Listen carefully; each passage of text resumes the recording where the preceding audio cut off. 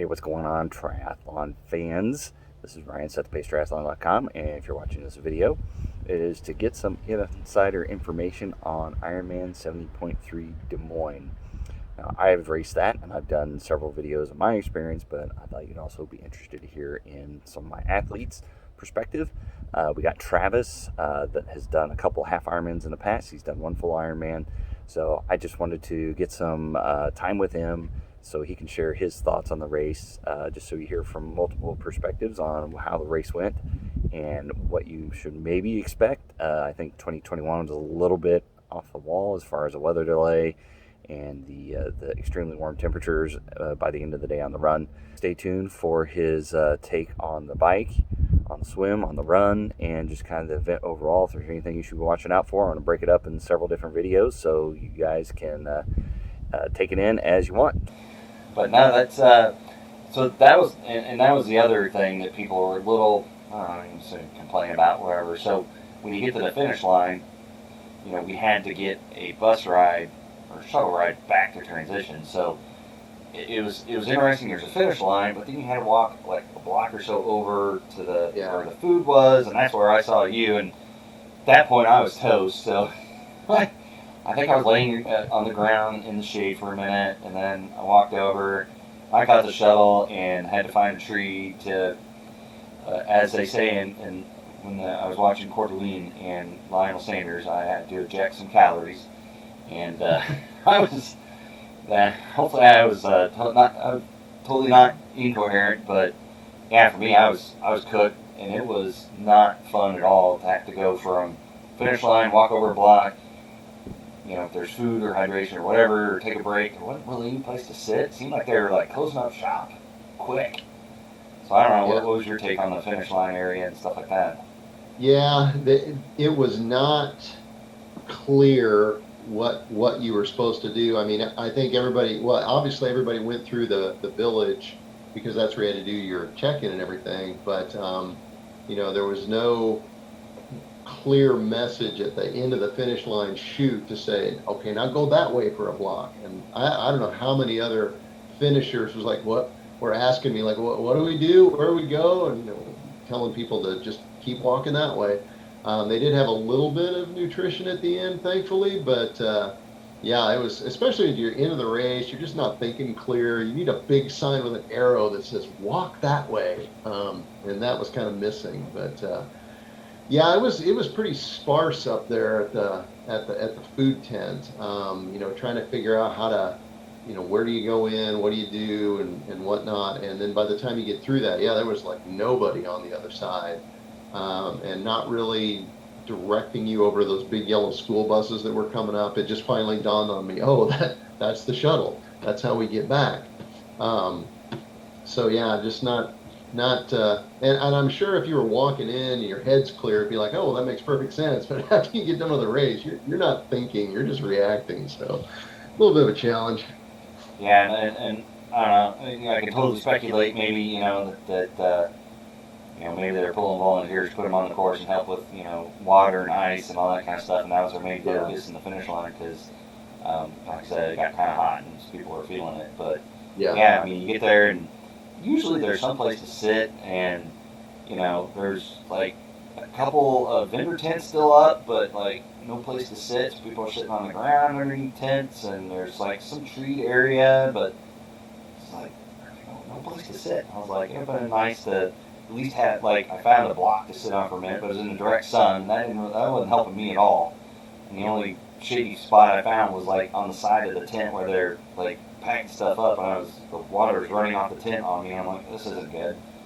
So yeah, it was interesting. I think they probably could have done a little bit better, maybe having some benches or chairs or something set out for us. And yeah, all the vendors, like, some of the tents were still there, but they were like packing up and getting ready to leave. And it was like, and by the time we finished, I mean, it wasn't like we were, I think, I was 4.5 hours, you're less than that.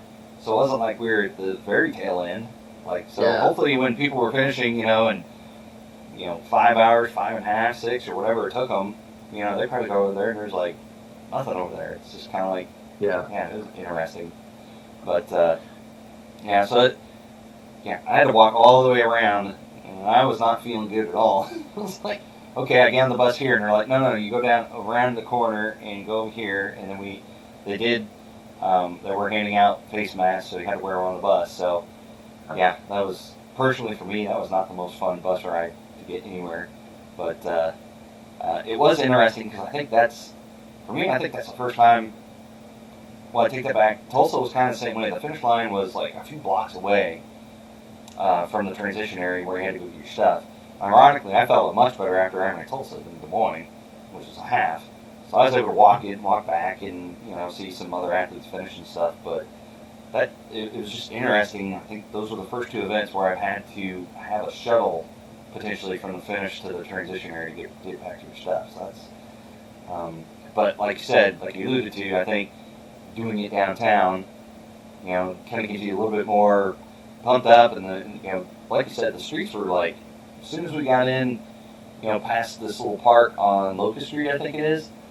Yeah. The streets seemed pretty lined with people that, Yeah. weren't just, looky-loos, just being like, what are you guys doing? There was like people there cheering, families and stuff, and I mean, once we turned on, I don't know what this little street is, Third Avenue? Yeah, obviously you can, 5th Street, whatever that is.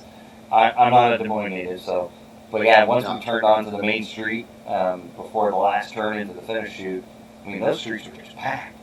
Oh yeah. Spectators and people cheering and stuff, and I'll admit, I walked until we got to that last turn and then shuffled into the finish line, so people were, cheering as best they could, but yeah, it was, spectator-wise, I mean, even in the pandemic, I mean, I think Iowa pretty much kind of lifted most of their restrictions.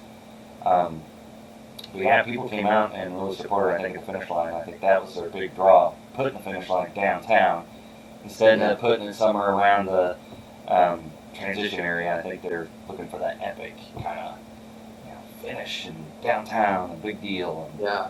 so yeah, it was interesting, and we'll end it with this. Would you do it again?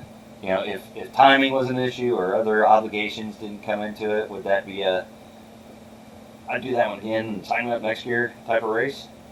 Yeah, that was a good course. Not a whole lot of drawbacks other than the weather shortened it, and then the heat came out of nowhere. But of course, running it, actually doing it, it was a really good course. Felt good on it, had a good time, good experience. Even the hotels and getting around. Yeah, I think I would probably do it again if it fit into the schedule. Yeah. And then you just alluded to that. So where did you guys end up staying? Were you? I think the Comfort Inn, just like straight up from the village, like 8 or 9 blocks, right there off the highway. I can't remember the exact address now, but I'm pretty sure it was the Comfort Inn that was up there. And so yeah, pretty much just a straight shot to get it. We ended up walking from the hotel down to the village. We were close enough, and it was a 15-minute walk or so, but manageable. Okay. Yeah, because that's I stayed about 2 miles south at I think I was at a Days Inn. But yeah, I mean, it seemed like there's tons of options as far as places to stay and stuff, and especially when you're close to downtown. It just depends on what you're comfortable spending on your stay there. But I don't think there was a lack of any place to stay, and even if you stayed 5-10 miles away, I mean, getting around really wasn't a problem. I didn't feel like there was that much. I got there Friday kind of afternoon, driving around. I mean, as far as venues go, there wasn't that much traffic, and getting over to check in downtown. I went on Saturday, and there was a farmer's market. I don't know if you experienced that or not.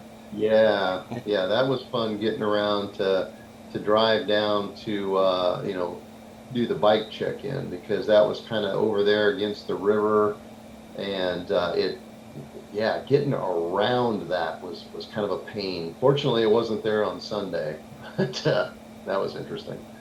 Yeah, so I think that was the only, if you would call it a drawback. I mean, if you wanted to catch lunch after you did your check-in, you just walk over to the farmer's market. And I mean, like I said, it was pretty much back to business as usual around Des Moines. I don't think there was any problems. I don't think they took off any restrictions they had. So that'd be the only catch, I think, if people are a little leery, and still, a little hesitation about the pandemic situation.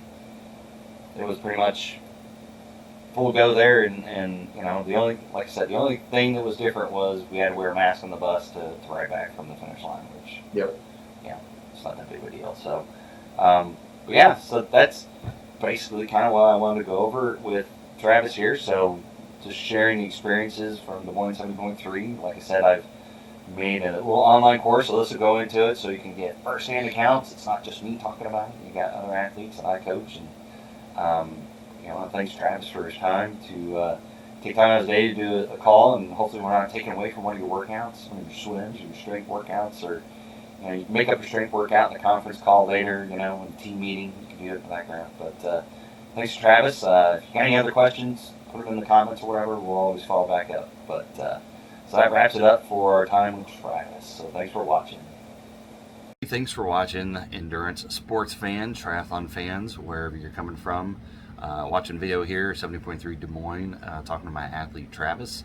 Just wanted to end this little video, broke it up into 3 different parts. So this was the swim and an introduction to Travis. Be on the lookout for the bike, and then the run, and then his final thoughts on the event and whatever. Like I said, just want to give you a flavor. I put my take on it out there, but I wanted you to hear from other individuals that did the race and other aspects and other backgrounds of racing and everything, just so you don't have to take my word for it.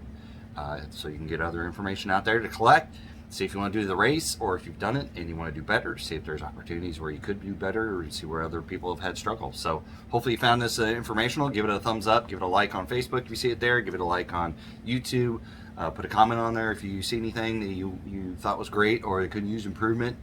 Whatever you got out there, happy to hear your feedback, and always we'll see you on race day.